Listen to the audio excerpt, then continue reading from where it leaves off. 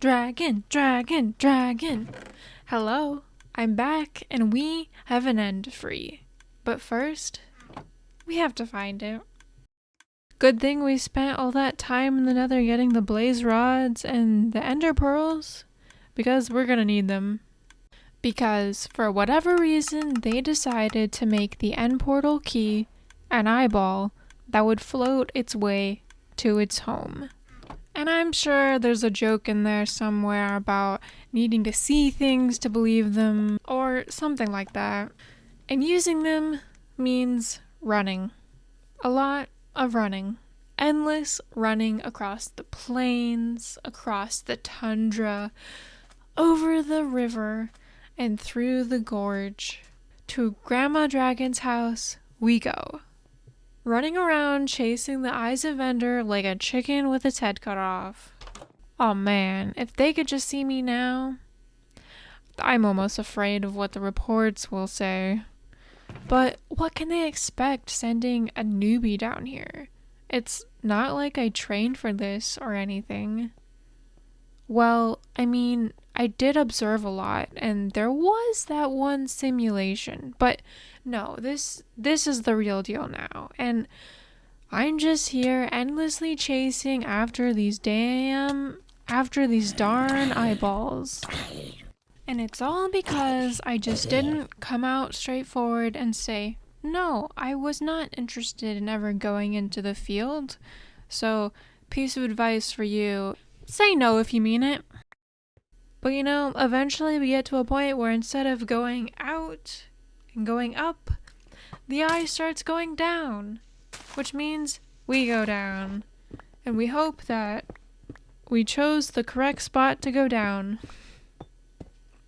So if you see any other holes in the ground, no you didn't.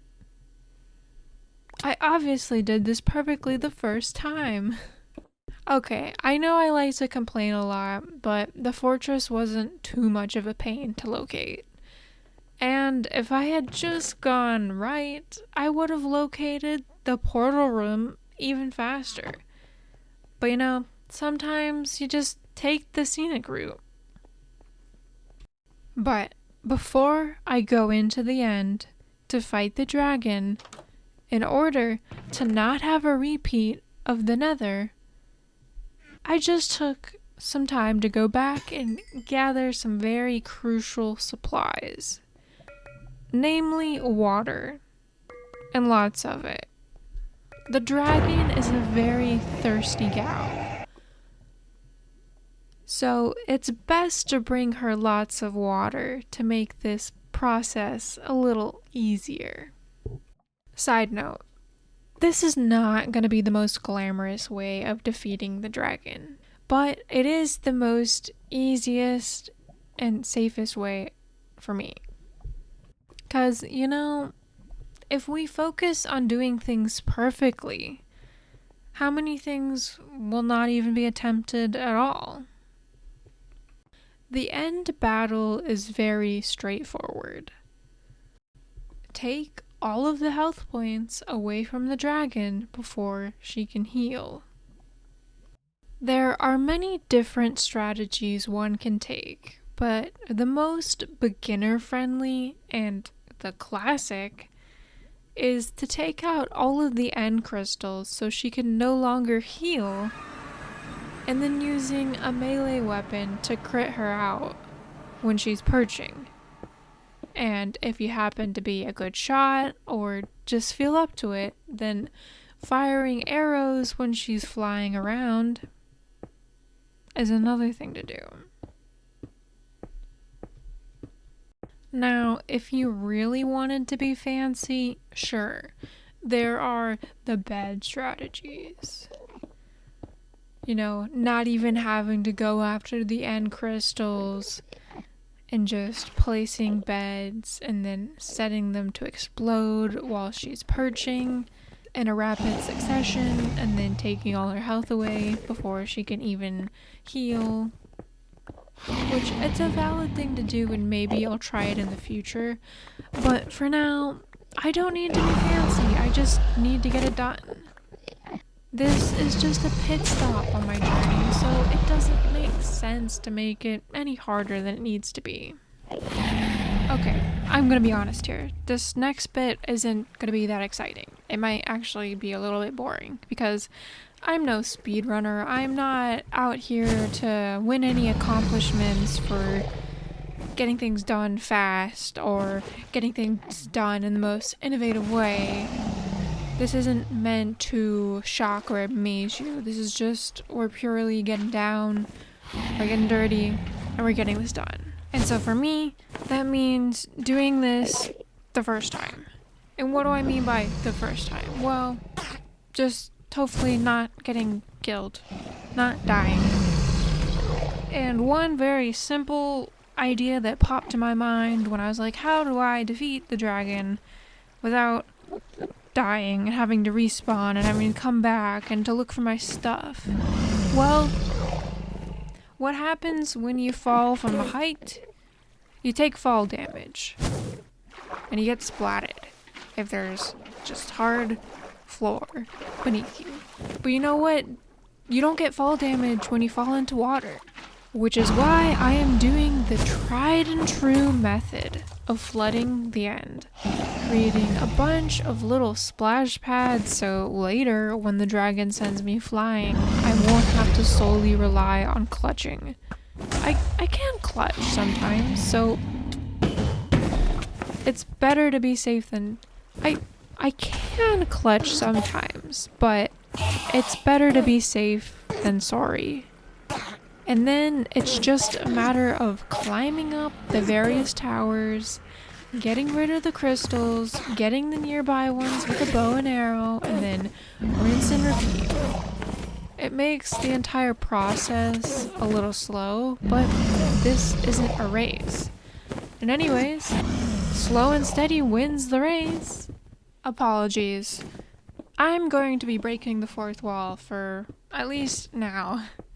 Why, you ask? Well, this video has been sitting in my editing bay for too long, and I just want to get it over. So, yeah, we're still in the end. We're still going after the dragon, you know. We're going after everything and trying to figure out the fastest way to get it done, and realizing that it's not the fastest way to get it done, but it is the most simplest way for me to do it and, you know, not have to do it 20 times because of my skill level. But anyways, I think a way that I can describe this to you if you happen to also follow Formula 1 is that going after the dragon is my Suzuka. You're not gonna see anything fancy here. There's not gonna be any crazy overtakes, any changes in places that really matter. Because, you know, there's no overtaking here, and we qualified, and now we're racing, and this is just how it's gonna go. We're just gonna keep doing these same laps, and we're just gonna keep seeing the same thing. And just like in that faithful race, we know that the person in the lead is still going to be the person in the lead. And that means we all know that eventually the dragon is going to be defeated. After all the towers are knocked out, all that's left to do is to wait for the dragon to perch. And just see the health go down while trying to avoid getting knocked into the air. Because while I did put down a lot of splash pads, they aren't everywhere. So yeah, maybe you'll see a clutch. Maybe you'll see a moment where, okay, I guess the dragon didn't fling her that far. And her armor was good enough, so there wasn't a death. But you know, I'm on the edge of my seat. Now, we don't know what's gonna happen next. And if we'll have to restart this whole process. Spoiler alert, we do not have to restart this whole process because once again, we baby-proofed this. We said we don't wanna do this again. And there we go, with just a few more hits. And it's done.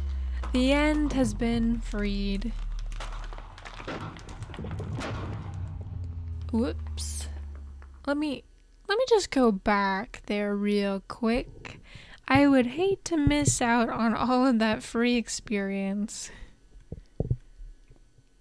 Because that's right, We should savor our experience. That's the most important part of any journey. The experience.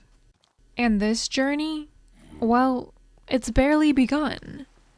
If I were to put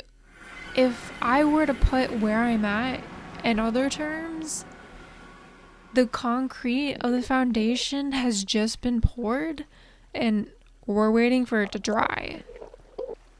The last thing to do before we can really get going is to raid an end city and get those final supplies that will really level up how I can move forward with this journey.